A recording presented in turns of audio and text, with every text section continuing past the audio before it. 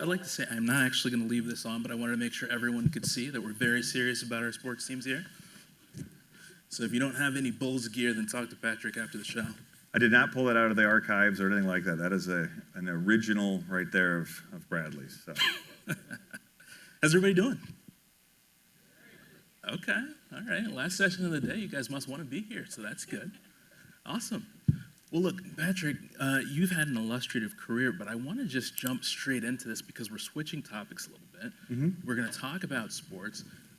Can you set the stage for us? Help us understand, first of all, how operating in an environment like you do in sports is different from how you might if you were with a big brand in another industry. Sure. Yeah, and I spent, the early part of my career at a global PR firm, Hill & Knowlton, so I've been on a lot of the client-side stuff and at corporations. But on the sports side, it's a very interesting business for comms professionals, mainly because of the ongoing prescripted media availabilities that we have to have and be prepared for. An NBA head coach, just as an example, now we all have had to work with executives who speak to media. We have to go out and be in public, represent your brand. An NBA coach at a minimum does 200 media availabilities a year of open question media with any media welcome to attend. So when you frame it in terms of just you think of your clients or your bosses, your constituents doing that, that's just the coach. It doesn't involve the players, it doesn't do executives, doesn't corporate comms. Every single day, day after day, they're having to speak multiple times a day, and not just on your brand and what you're doing, but the league and the world at whole.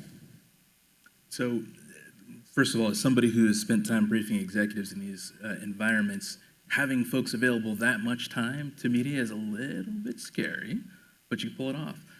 One of the things that I am just constantly impressed by with the Bulls in particular, though, is anywhere I've gone in the world, anytime I've traveled, my wife Allison's here with me now, and we travel quite a bit and head to a bunch of different cities. And whenever we go, they ask us, where are you from? And we say Chicago. And the first thing anyone ever says is, Bulls. Bulls. Right? Tell us a little bit about what it's like to actually have stewardship of a brand like that has such incredible global reach. Yeah, it's interesting because we have, in my role as a comms leader, overseeing the basketball part, which we just talked about, but also the brand part and the business part, which is the tentacles outside of the basketball team. Now, we got a great head start, got very lucky in global marketing because probably the second thing they say to you is Michael Jordan. Yes. But we've had to live beyond that. I mean, Michael hasn't played in a Chicago Bulls uniform for nearly 30 years. So we have to continue to be a brand that people want to get excited about, that people want to wear the clothes of. When we were in Europe last summer, I did a contest with my son where I said, count the number of American sports teams you see in terms of the jerseys, see how many are from Chicago, and how many of them are the Chicago Bulls. And roughly about 7 in 10 were Bulls gear. Usually after that, if it was an American team, it was either the Yankees or the Lakers. You get occasional player jerseys that pop up, but you get Bulls of all kinds of names. We were in Portugal, one guy at the beach in Portugal was a guy with a Zach LaVine jersey on. I don't think he was wearing, not that Zach wasn't a great player, but I think he was wearing the jersey for the brand itself. So for us, we have to continue to tell the story of who we are to the fan base that's invested in us, and that's a very global fan base. We have one of the largest social media followings in the world for a sports team. If you look at Chicago sports teams, of which our owners own one of them, so I'm not by any means trying to demean them, but our social media following is more than all the other Chicago teams combined. And most of that is international. And a lot of that international brand is people that may never come to the United Center, may never be physically at a Bulls game. So we try to do things that engage with them where they're at, through the social media platforms, through fashion and other things. So we're trying to both steer that globally, and then we also have a lot of things we have to do locally, all at the same time of doing the 200 media availabilities with our head coach, the players every day, and any variety of different things. Tomorrow we have I can't say it's not fully public yet, but we're working on a major A-list Hollywood movie that's filming at our venue tomorrow during a game, the same guys that brought you the F1 movie. So if you think about that level of production. So my comms team on the corporate side is dealing with that while we're playing a basketball game, while we're dealing with all those other challenges. So you have to deal with the here and now, but to your point, to keep that when you go to Thailand and see a jersey to be a Bulls jersey, we have to continue to do things that resonate with people. If you really want to know what's going on, you got to catch Patrick at the bar. Can't push on that one any more than that here. Let's talk just a little bit about all of the stakeholders that you deal with.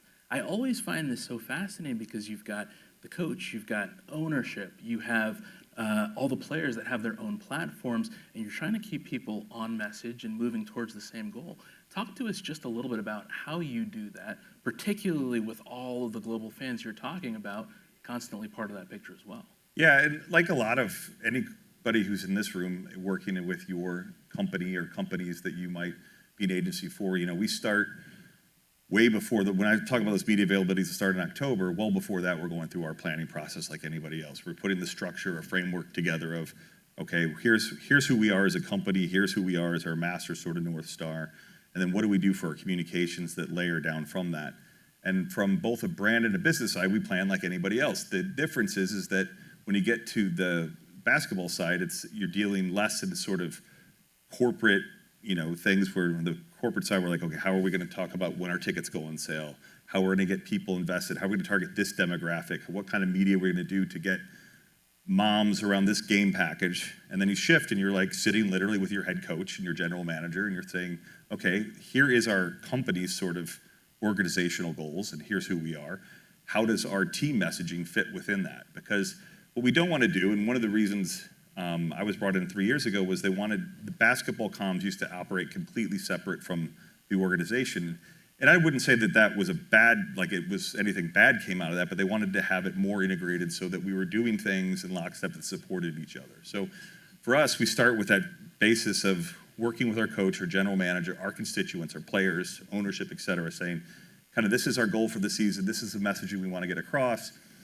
And then it's, so many people are surprised I tell them that, was that we then go through media training with our coach. We go through media training with our players.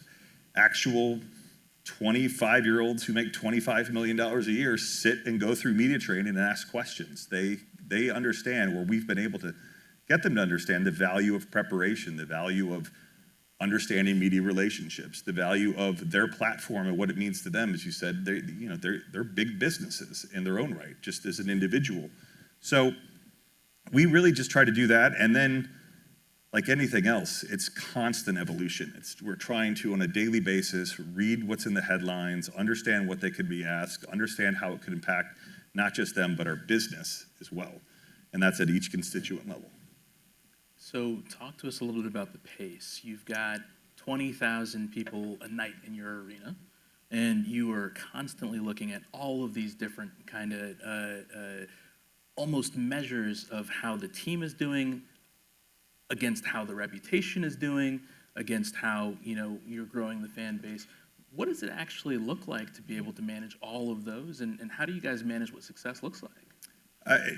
Ultimately, I think success for the team is judged on wins, right? So that's not anything that they ask the PR team to contribute to. I think for our brand, thankfully, it would be a lot less than we have if any of us were out there. And then in terms of the business side, I think we do a really good job of having a very integrated structure on our sort of integrated marketing communications front, if you will, in terms of our marketing and some of the things that they're doing, our content, our digital strategy. And we look at, all kinds of the traditional metrics, as well as we have, there's a little bit of a butts and seat metric too, right? You can go into the arena and decide if we're doing a good enough job on selling our product, of which PR plays a role in that. Our ticketing team is great because I've worked at for a few pro sports teams, and they really understand what I would call the brand halo effect of PR versus the sales-driven effect.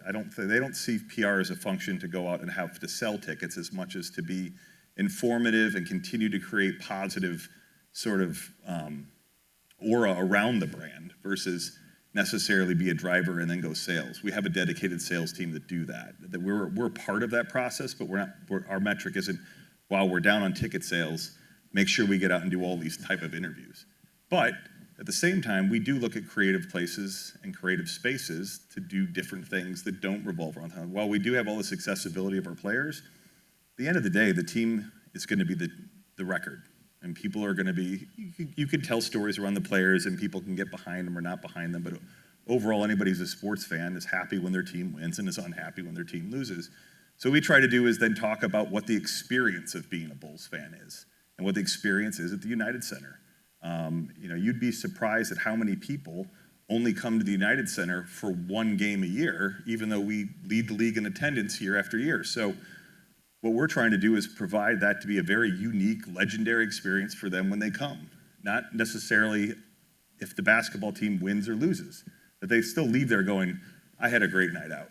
And what's interesting for us is trying to do enough things that we do it well and that we have good results, but we don't get distracted to try to do everything everywhere all at once, because at the end of the day, one of the biggest differences for a sports team is managing the inbound, right? Like, people really, really want to talk to you, and not you necessarily, they don't want to talk to me.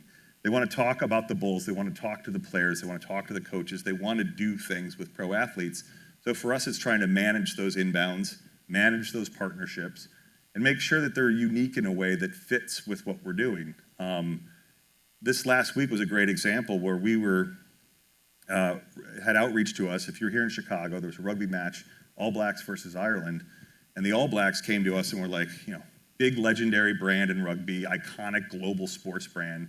They wanted to come to us and see what we could come up with in terms of content and sort of joint PR things to do together. And for us, it fit because, we have this big international audience. They're a big international brand. And again, not throwing any shade on the Bears, but if you look, they're playing in the Bears Stadium. They're playing rugby, a game that is very much like football. And most of their content that they've put up, if not all of it, was exclusively with being at a Bulls game, doing stuff with the Chicago Bulls, having Benny the Bull come in. So for us, it was sort of that linked in terms of both big global brands. And for them, it was something that they could then say, look at us, we're the All Blacks, and we went to Chicago, we did these things with the Bulls, because their local market, or rugby fans around the world, are going to probably know the Bulls more than they're going to know anybody else in this town. So it was a really fantastic thing that if you go to their TikTok, their Instagram, and the All Blacks, a little bit less for us, because we were also in the middle of kicking off our season, but there's some really cool stuff that's up there. So that's really interesting, and it brings us actually to kind of a related topic, which is overall on trust. When you look at the world that we're operating in today, distrust is higher than it's ever been in institutions, and yet when you look at sports, somehow sports has managed to continue to be a convener of folks across all tribes, if you're looking at this as a tribalization challenge, and not only do you have the ability to convene, but you have the ability to kind of bring people together and push conversations forward. How do you maintain that trust, and what does that look like particularly for the Bulls? Yeah, I do think sports is a great unifier across generations, across ethnicities, across ages and sexes. I mean, if you think about sports, most people, not everyone, but I know we're talking to Paul earlier, he picked Chelsea because he hated the team they were playing as a soccer club, but most people comes from their family, right? The vast majority of people comes from starting with who their parents might have cheered for, especially with pro sports. College sports a little different. It's where you go to school. You might go to Oregon and be an Oregon fan. I see you back there, Mr. Jernstead. But you have this passion for your team you pass down through your family. But then you might also be something you pass through with your friends. And it's a collective talking point and this is where I tie it back to the Bulls, and why I think why it's the United Center so many people like to come, is because you can come there and have an enjoyable night irrespective of what else is going on in the world. If you're a diehard basketball fan, there's a chance we're going to give you not a great experience some nights. Right now we're 5-1, so we're doing okay. But people, the NBA season is long. The games are exciting. They're not too long themselves. So if I look at my own family and I think about what unifies them on the Bulls, it's not dad works for the Bulls. That's fine, but dad's not that cool. But my daughter, who's a dancer, likes to come with her friends from her dance troupe, and they're more focused on the show, on the Lovables, and on Benny and the sort of theatrics of it. She loves that. My son, who is a football player but big into sports, his friends come to watch the sport and the athletes, and usually sometimes for the other players too. Like if Wembanyama's coming to town, they're like, oh, I want to go see that guy. And then you have my wife, who will have friends, just 3 girlfriends she went to college with. It's for them, it's a night out around bonding in one place. It's a nice environment. They're into the game, not into the game, but sports as a whole, I think, is a place where people can kind of retreat to and be, not just their authentic selves, but kind of get away from the rest of the world and all of the other sort of clutter that we have that we're constantly focused on, and just take that 2-hour window to be, you know what, I'm here today as a sports fan. I'm here to enjoy this time with my friends. Love that. How, Patrick, does one actually get into this line of work? You were mentioning earlier, particularly on the team level, there are not a ton of communicators. You guys do a lot with a little. How do you even end up in the position that you're in? Luck. And this is my third pro sports team. So, I spent 10 years in my career, for 10, 15 years doing agency work, starting as an assistant account executive, working my way up the Hill Knowlton through Chicago and London.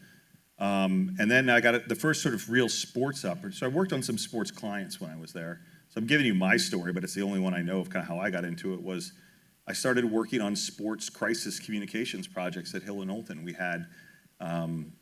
We were hired by the University of Indiana, who was going to fire Coach Bob Knight. So I was a junior person working on that. I went to London. We started working on some sports brands there. The London Olympic bid came up. I ended up working on that. After I was in London, we moved home. I thought that was a once-in-a-lifetime opportunity, and then Chicago bid for the Olympics. We ended up pitching Hill and Knowlton and got to work on that. After that, we didn't win. Olympic dream over. I ended up moving to Colorado Springs and working for the U.S. Olympic Committee for 10 years. But I think people do come up to me all the time. I want to work in sports, or my kid wants to work in sports. How do I get into sports? And I always tell them the same thing, which is like, you want to figure out what it is you want to work in. You want to be a lawyer, you want to be an accountant, you want to be a marketer, you want to be a PR person. Get really good at that. And then eventually, if you still want to work in sports, they have all those things, but to your point, there's not that many. My comms team is 8 people, and we service, thousands of media requests a year. That's corporate, and I guess I'm 9, so if you count me as doing any work, there's 9 of us. That's a similar, it's not like we're small or big, we're a similar size team, probably a little bigger on the corporate and brand side than most, but I think, and then it's just and it's not for everybody too. I mean, I end up working way more nights and weekends than most normal people do, because that's when we have events, and they're like, you have to go to every home game, and the word have to is strong, but like I'm at every home game if I'm not on vacation, if I haven't got a spring break or something like that, because should something happen that becomes a PR crisis, and the reason I wasn't there was because I kind of just didn't feel like it that day, doesn't really work that well if you're in these jobs. So there's a little bit of sacrifice with that too. So, in the summer, I don't have games, that's great, we can do planning, but this time of year, I was at the United Center at 10 o'clock last Monday, Wednesday, and Friday. Well, 9:15, I might have left early a couple games, but, still, that it's something that it's trade-offs. Thanks for that. My last question for you here is, we are sitting in Chicago. You all are in some ways synonymous with Chicago, particularly as we talked about around the world. Talk to us a little bit about your dedication to the community, how you guys actually think about your responsibility as an organization to the community of Chicago. It's a great question, and it's one that's very near and dear to our ownership's hearts. The Reinsdorfs, they were the first NBA team to have a community relations department. It used to be led by Bob Love, former Bull, who sadly passed away about a year and a half ago. And Chicago Bulls Charities has been a big organization in the Chicago community for a very long time. But what we do with that is a lot of your traditional type of things that you would think of within a charity and a big sports organization. But as the Bulls, we also take it a bit further. We work very hand in glove with our players and what they're doing in their community. An example, Io DeSumo every year has Io's block party. He grew up in inner city Chicago, went to Morgan Park, played at Illinois. He had a friend that was killed in the summer by gun violence. So he has this big block party every year to have a safe space for people from his neighborhood. He brings in all of his friends, all these famous people that he knows, and we help them promote that and help put the word out on that. We're doing something right now with Josh Giddey. I can't say what it is yet, but he's doing a big charitable thing here in Chicago that he's going to mirror in Melbourne, and we're helping them with that. And Javon Carter and his coat drive, because he's a guy who's from Chicago and knows everybody needs a coat. So we do things both as an organization, we do things with our players.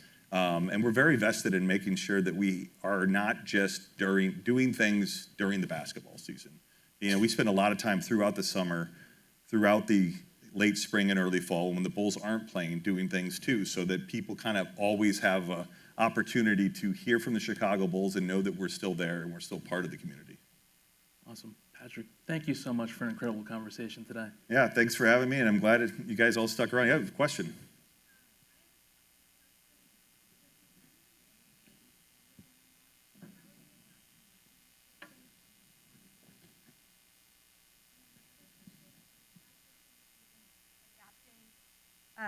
To a larger engagement in women audiences? Okay, so I'll start with the first question, if you didn't hear it with the microphone, was about NBA betting. Great question and a very real example. So we're talking about how we don't, the thing I was telling Bradley was the thing that's probably the closest to working for a sports team might be like working on a political campaign. Anybody's worked on that in terms of the volume and the ongoing and media happening almost every day. The one difference for us is we can't really choose when and where we speak. Those things are picked for us. We have to talk at every practice. We have to have media availability before every game and after every game as a minimum. That's before all the other things we might do with corporate sponsors, et cetera. I set that up so that you know that when that news broke, we were coming back from a road trip, but we had practice the very next day. And so we had media availability where our players were going to be up in front of microphones. Our coach was going to be in microphones, and they were no doubt going to be asked. We have about 20 media that show up at every practice, which is basically, well, I always find refreshing as a PR practitioner to see that there's still media out there that are invested in coming to things, and we're one of them, thankfully. So we talked to the media about who do they want to talk to that day, and they're going to talk to the head coach. That's going to happen. And then what we do is we go and we talk to our head coach, explain the situation in case he doesn't have the details on it. He knows some of the people involved, by the way, very well. And then we talk to the players who are going to speak that day and see if they're comfortable speaking on it or if they have an opinion on that. And one of them was like, I don't really know much about it. If I get asked about it, I'm not going to really say anything. And the other one said, I actually am going to say anything. I do have an opinion on it.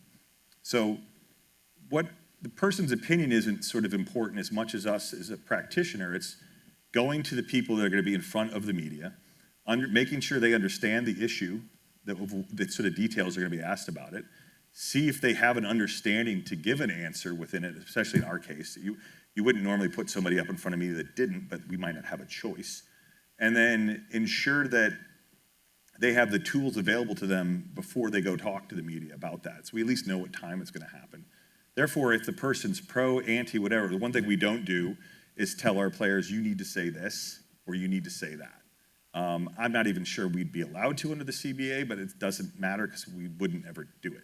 Because what we want them to be is authentic, and so our fans see them as their authentic self. So the part for us is then, the second part you said is the fan thing, is for us to just consistently say, one of our players talked about how he really didn't like the fact that sports betting was as prevalent as it was. He didn't like the fact he was getting told by people in the stands, you need to get me 10 rebounds today for my bet. He talked about how he thought that hurt the integrity of the game that people are focused on it. Now, the layered part of that is that us, like every other NBA team, every other media company, every other sports team, we have a sports betting sponsor, right? We have the FanDuel Lounge in our building. So my job then as sort of communications leader is I've educated them on what the issue is. I've given them the talking points on what I think they need to know about this issue. And then they're going to say what they need to say. And then I have to go to our partnership team and say, this player spoke about gambling. This is what he said. This is why they said it. Let us know if our sponsors have any issue. Now, we didn't say anything that was sort of lead national coverage or anything that was that sort of controversial by any stretch, but it's just the kind of communication flow.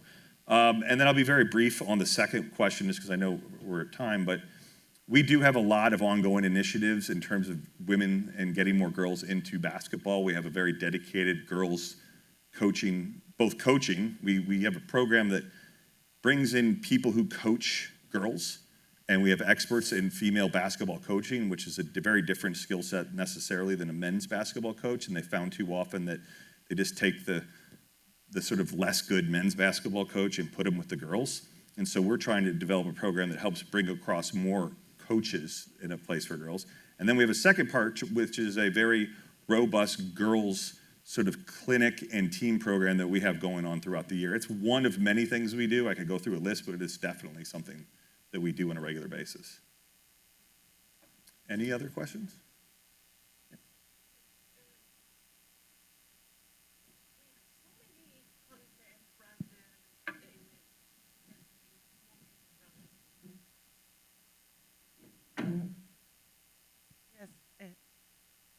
With so many content out there, movies, Netflix, documentaries about teams and people in sports, how do you control the message? How do you deal with some that may be not real stories or stories? We as audience never know what's true, what's not. Sure. How do you make sure that you keep the brand safe of all of that conversation? Well, from a sports perspective, usually it starts with the leagues, because the leagues actually control the footage of.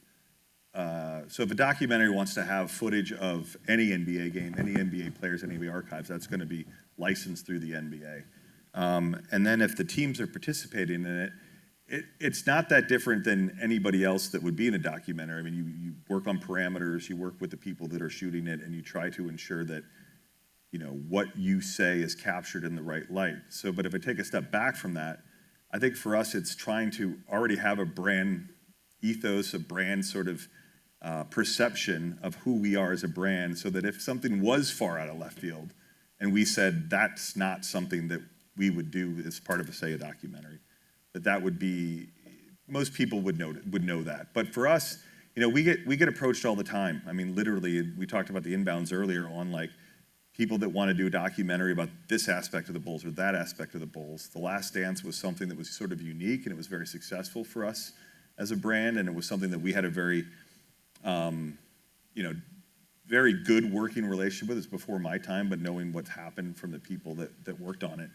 But it's not something that we do that regularly, to be honest, mainly because we have so much content that we're putting out there already on our own channels, on our YouTube channel. We have our own YouTube shows that are about our team, Bulls All Access. We have a lot of content anyway. It's not always something we participate in just from even a timing perspective. But I'd say it starts with, one, the brand sort of ethos, and is that authentic to that brand? And then two, there is a little bit of control with both us and the NBA in terms of what footage gets used and what access that footage gets used. So if you see a documentary that has no NBA footage in it, it's probably less likely that they talk to the teams and themselves, because they can't use that footage without us. Patrick, thank you so much. Yep. Cut it off. Yep. Yeah. If I may, Thank you. sorry. Really Thank you. appreciate it.